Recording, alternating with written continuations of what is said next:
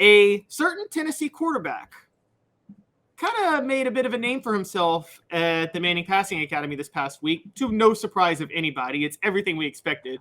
Joe Milton consistently showed off his big arm, and he wowed Peyton Manning. And according to Milton, they have a pretty good connection, he and Manning.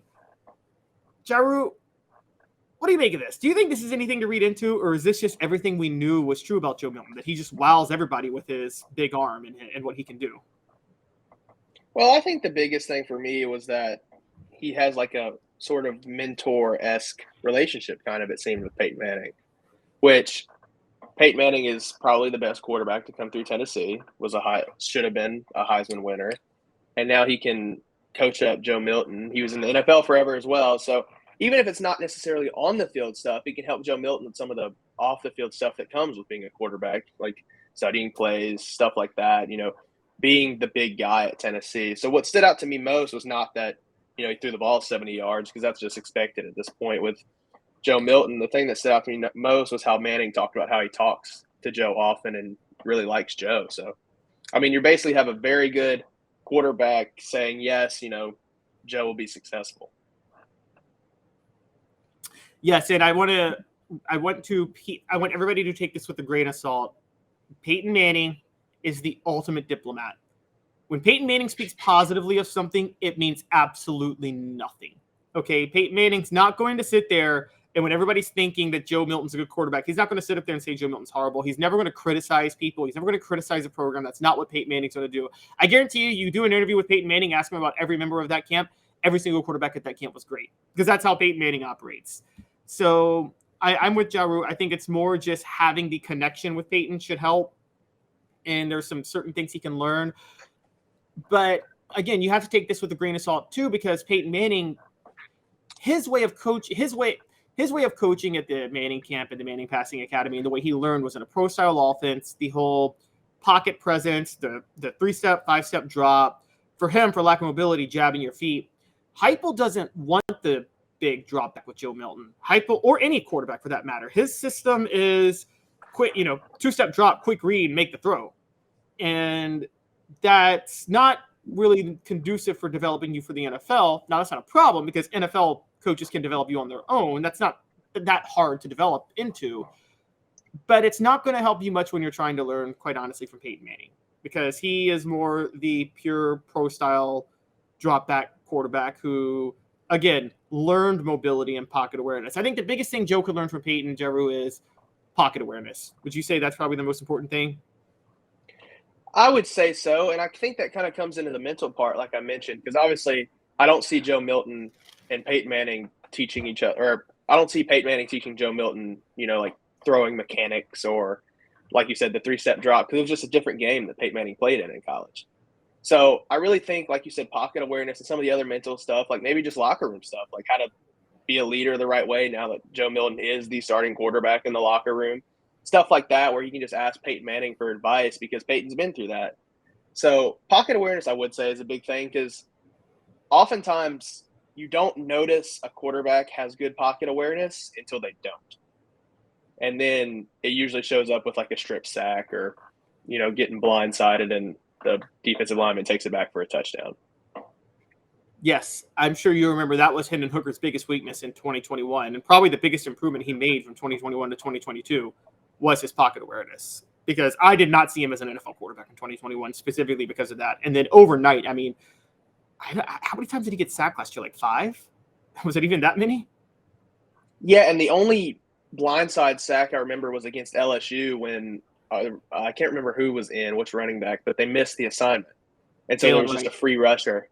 Yeah, and obviously Jalen Wright is not the running back who does that often, so it was kind of like chalk it up as, oh, well. But that's the only time I can remember Hendon Hooker ever really getting blindsided, and it looked like he didn't know what was happening in the pocket. Besides that, like you said, he'd step up, make throws, step back, make throws. He could roll out. Like, that's just stuff that you don't really think about, but it's probably arguably the most important thing for a quarterback, especially in this offense.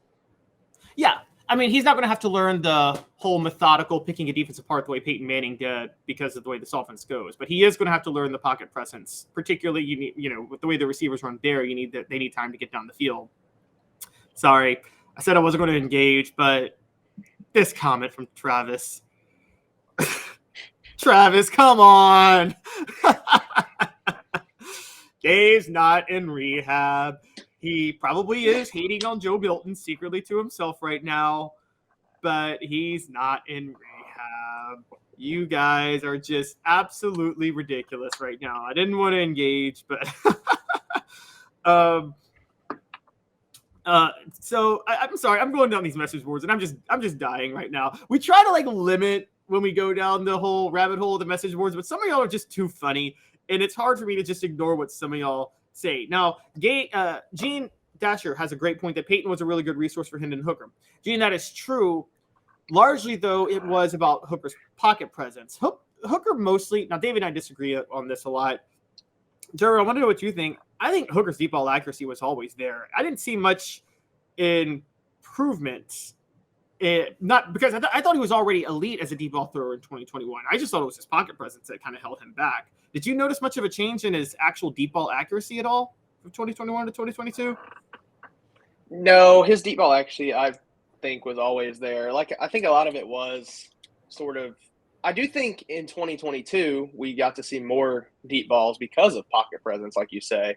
And I also think a little improvement may have come from just his offensive line improving as well. I mean, you had Darnell Wright really come into his own in 2022. You had a solidified Javonte Spraggins on the other side helping Hendon Hooker get the ball down the field as well. So I think that played a role into it a little bit. But like I don't think the accuracy was always a problem, but getting the balls off was not as big of a thing in 21 as 22. Yeah, I agree. And you're right. The improvement on the line was a big thing. And that's going to be a big question this year with Jerome Carvin gone, Darnell Wright gone, Joe Mincy moving over to right tackle. By that token, you have 3 new positions next year that are going to be played on the offensive line, which is going to be a big question. I would say that one of the things that's intriguing about Heupel's offense is everybody thinks that, you want the conditioned offensive lineman that can get down the field, but Javonte Spraggins is proving, man, at guard, that 325, 330-pound blocker is still valuable at guard in Josh Heupel's offense. Yeah, and you look at a guy like Spraggins, and he can still get up and down the field, I'd say, pretty well. So I think you are seeing that you can be, I guess more so in this system, you can be conditioned at 325, 330 to get up and down the field and still be very effective on the line compared to more of like our guy like a Cooper Mays build where you're a smaller guy that's more of a speed blocker. And you can make the argument as well that you don't have to hold your blocks as long in this offense either. So that could save some energy and help you have smaller linemen on the line as well, because the ball's off in a lot shorter time than you think about a 3-step drop offense. Right. I think it is crucial for the guards to a certain degree because they're still Heupel's offense more than others depends heavily on the run and on the north side, on the vertical rushing attack, not your misdirection counter plays. I mean, we're talking like straight up and down, north and south. But you are right. A lot of it, it's a lot more about leverage than winning man-on-man matchups, I feel like, a lot of times. Cooper Mays showed that. Oh, my mind drew a blank. Who was the massive Florida defensive lineman last year that Cooper Mays won battles with consistently? Oh, I know who you're talking about. The one there, if you look at his picture right now, it's him running the ball and stiff-arming Spencer Rattler. Yes. I got to look this up real quick. But, yeah, it was basically Cooper won. Was it Des Watson? Was that his name? But yeah, it's Des Watson. That's him. Okay. That picture where he's putting Spencer Rattler into the ground is like the best football picture ever. Just because you have a 400-pound lineman running the ball and stiff-arming Spencer Rattler. Yeah, that's true. I think that was the week before Tennessee played Spencer Rattler and got torched by him, funny enough. But, yeah, Cooper Mays won those battles with him, which was crazy to think about. So, yeah, that was pretty crazy.